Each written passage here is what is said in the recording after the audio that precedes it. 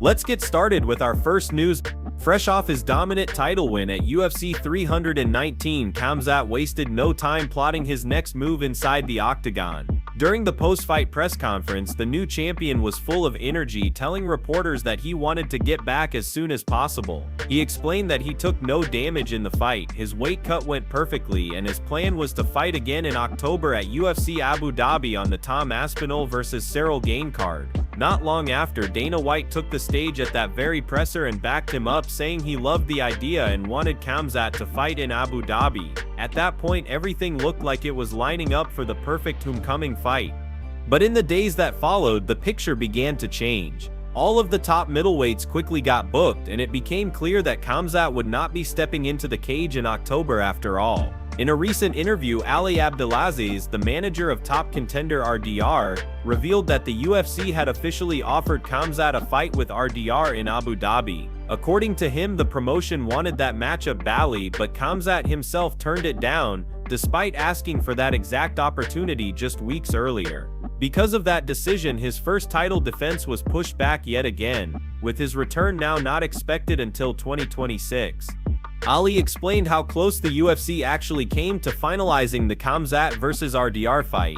He said that if Khamzat had agreed to fight in October, RDR would have been the opponent without question. However, Khamzat made it clear that he would only return next year. With that fight falling apart, the UFC shifted its focus. RDR decided he was not going to sit around and wait any longer. He expressed frustration, saying he had already wasted too much time in ONE FC earlier in his career, and now his only focus was to stay active, keep making money, and continue improving.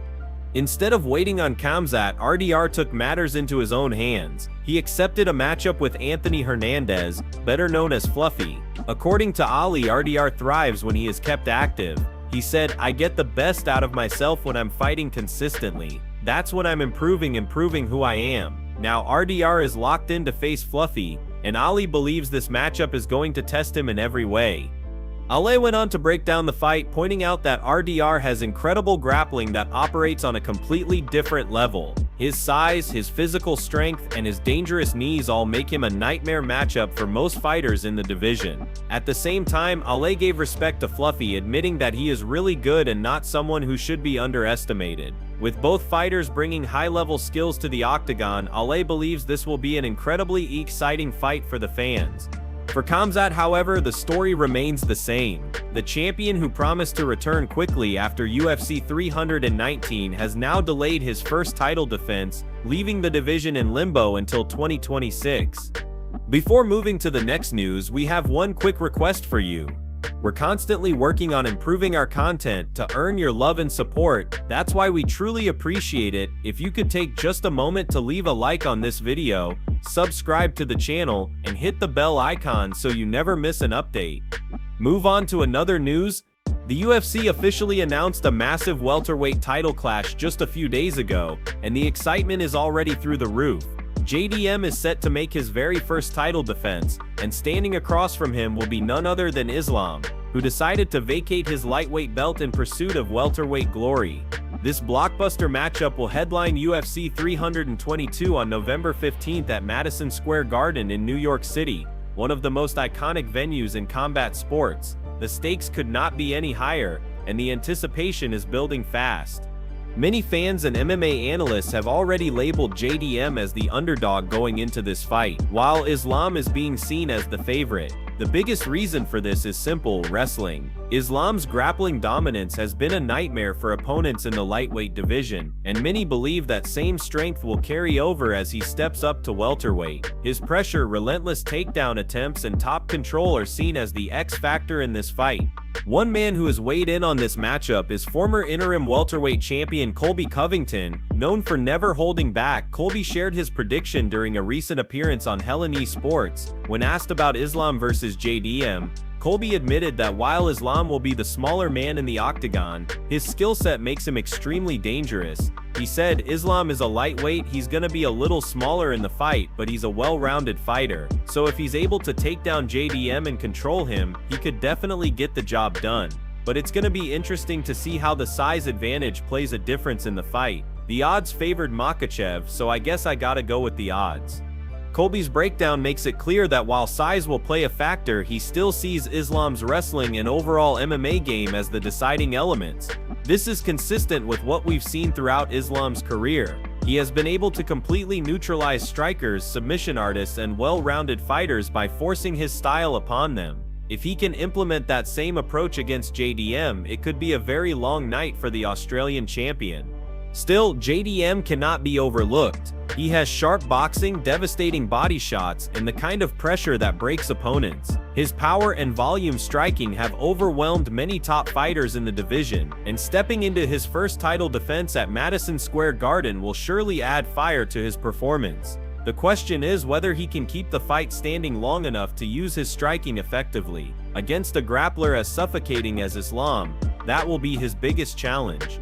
The odds are leaning towards Islam, and Colby himself admitted he had to side with them. But as we all know in MMA, anything can happen inside the octagon. UFC 322 promises to deliver one of the most intriguing stylistic matchups of the year, with a champion defending his belt for the first time and a former lightweight king aiming to make history at welterweight. Move on to another news. Dana White has officially revealed some absolutely crazy news about the upcoming UFC event at the White House on July 4th, and it's even bigger than fans imagined. According to Dana, White House officials are actually calling a lot of the shots behind the scenes, and they're going to have more control over this event than anyone expected. This isn't just a standard UFC card with the usual planning and execution. This is an event being woven directly into the July 4th program at the White House, and that means every single detail has to go through government approval. From the way Dana explained it, officials are stepping in on everything. That includes staging and setup, like where exactly the octagon will be placed on the south lawn, how the VIP seating is arranged, what the camera angles and lighting will look like, and even the positions of the broadcast teams. Timing and scheduling are also being handled carefully, with the fights needing to line up perfectly with the rest of the July 4th celebrations. It's not just about putting on fights, it's about making sure they blend seamlessly into a day filled with ceremonies, speeches, and national pride. Security is another massive factor. With the president, high-ranking officials, and countless VIPs expected to attend, the Secret Service is taking a leading role. They're working directly with UFC security to manage fighter access, staff movements, and media positioning. Every restricted area is being tightly controlled, and the layers of protection for this event are unlike anything UFC has ever done before. For fighters, this means a completely different kind of backstage environment where every step is monitored. Presentation and branding are also being dialed in. There are strict rules on what flags, decorations, and logos can be displayed. The White House is making sure the optics are perfect for television and the world stage. While the fights themselves will follow standard UFC rules, there could be slight tweaks to ceremonial elements like walkouts or introductions to fit the occasion and setting. Essentially, Dana has to strike a balance between delivering a true UFC spectacle and playing by the White House's strict guidelines, making sure the event feels authentic but also safe, polished, and historic. Even with all these restrictions, Dana seems confident that he's pulling it off. The event is shaping up to be one of the most unique moments in UFC history, blending MMA with the highest level of national celebration. As for the lineup, fans can expect some of the biggest names in the sport to take part. Fighters like Michael Chandler, Sean Strickland, and Sean O'Malley are being lined up for the card. On top of that, Jon Jones has expressed interest in being part of the event, although Dana's recent comments suggest his attitude toward Jones isn't exactly optimistic. Still, the possibility of seeing champions and stars competing on the White House lawn in front of a global audience makes this event one of the most highly anticipated cards ever. It's not just another UFC night, it's history in the making. Move on to another news.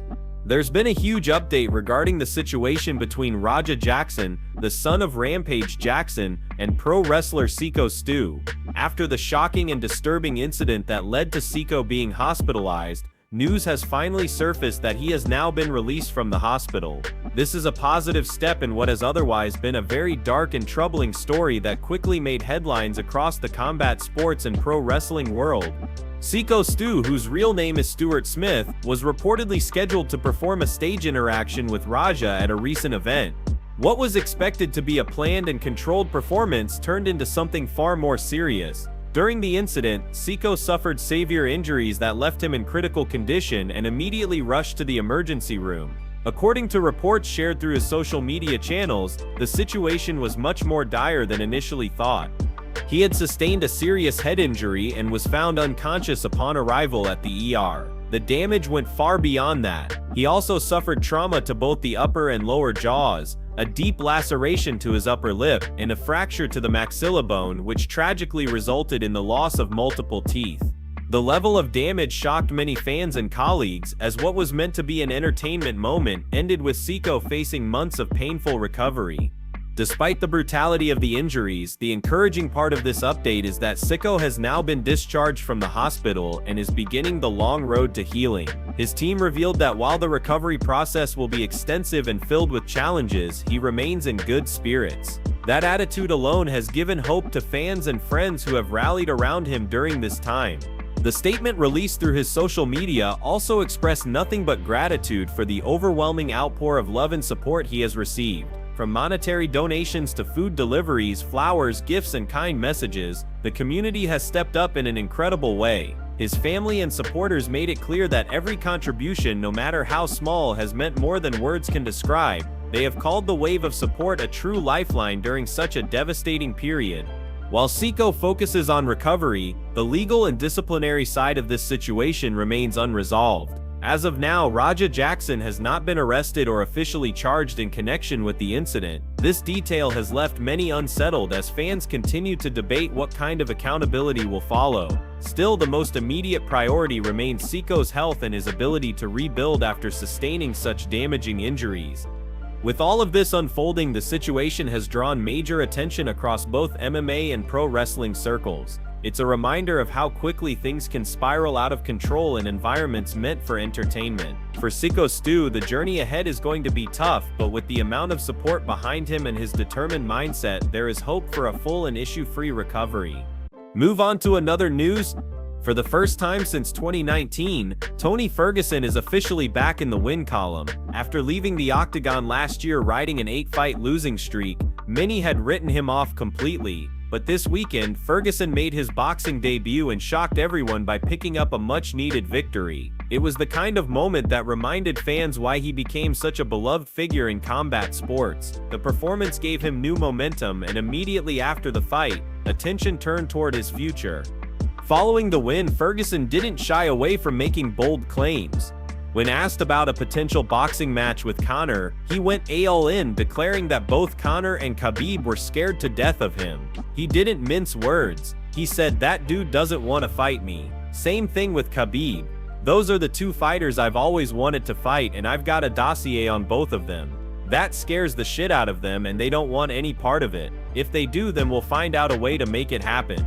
The statement was classic Tony Ferguson, confident, intense, and fearless.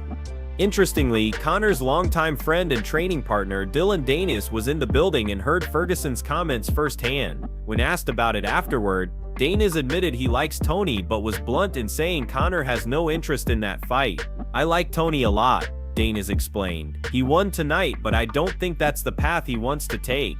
To be real, Conor doesn't want to get hurt, and he doesn't need that fight. But I respect Tony. He's my boy, one of my brothers. Still, that matchup just doesn't make sense." Despite Danis trying to downplay it, Ferguson doubled down on his confidence, pointing to his history in the sport and the way both Conor and Khabib once tried to prepare for him. He claimed that when they shared management, they studied his training methods and routines in an effort to replicate them, but it never worked. "They knew how I trained, where I trained, and they tried to sample that," Ferguson said, "but it didn't work for them for the longest time. They knew how deadly I am when I really put it all together. I'm that guy with the red lipstick who just gets in there. I'm a sniper when it comes to fighting." It was vintage Al Kuki, blending confidence with his trademark unorthodox personality. His win in boxing has reignited the fire, and the fact that he's calling out Conor shows he still wants the biggest challenges possible. Even after years of setbacks inside the octagon, Ferguson refuses to back down. He wants to face the very best, and he believes his skill set is still a nightmare for anyone who steps in front of him. For fans, the thought of Ferguson versus Conor in a boxing ring is intriguing. Two legends of MMA, both with massive fan bases and fiery personalities, colliding under a new set of rules. Whether or not it actually happens is unclear, but one thing is certain: Tony Ferguson is back, he's hungry, and he's not done making noise in combat sports. Move on to another news. Robert Whittaker has officially stepped forward and called out du Plessis, making it clear that he wants another crack at the South African contender. This comes just weeks after du Plessis suffered a crushing loss to Khamzat, which completely shook up the middleweight division. With no chance of getting an immediate rematch with the champion, the focus has shifted toward who du Plessis will face next, and out of the top names, it's Whittaker who is actively calling him out. In a recent conversation with Submission Radio, Whittaker explained why this fight makes sense. He admitted that in their first meeting he barely got going before being stopped, and it left fans without a true representation of what he brings to the table. It was a knockout that shocked everyone, but for Whittaker it also created unfinished business. He wants to give the fans a much better showing, and more importantly, he wants to prove that he can perform at his absolute best against du Plessis. Whittaker emphasized that his goals have shifted slightly. He understands that he only has a handful of fights left in his career, so he's being intentional with who he steps in against. The middleweight division is full of opportunities, with doors opening and closing all the time, but his eyes remain locked on meaningful fights that push him toward his ultimate goal. Beyond du Plessis, Whittaker also addressed the ongoing talk around Borralho. The Brazilian has been telling people that Whittaker turned down a fight with him and instead chose to face RDR. But Whittaker set the record straight. He said he was never offered Borralho in the first place, and if he had been, he would have gladly taken the fight. He stressed there's nothing personal against Borralho, and maybe misinformation was passed along to him, but the idea that Whittaker ducked him is completely false. With the air cleared, Whittaker's intentions are obvious. He wants to fight du Plessis again, he wants to redeem that first loss, and he wants to remind the world why he has always been one of the most dangerous middleweights on the planet.